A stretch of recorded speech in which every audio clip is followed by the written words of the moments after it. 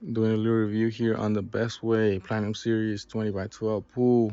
It's worth every penny. I got it at Costco. I paid $570. You could find it in many other stores, but you're gonna pay a lot more.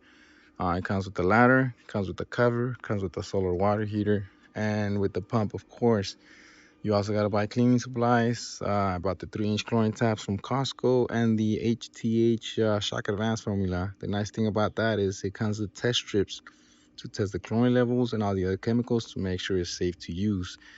The only two items I bought outside of Costco was the mesh screen right there to clean out the bugs and flies that land in here, and the chlorine tap dispenser. I spent about 30 bucks on those. That wasn't much.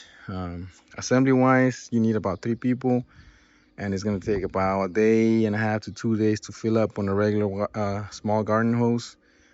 I was planning on doing a video on how to build it, but there was too much going on that day. I didn't have the time, but I'm doing a review now for you guys. Water wise, 6,000 gallons of water roughly.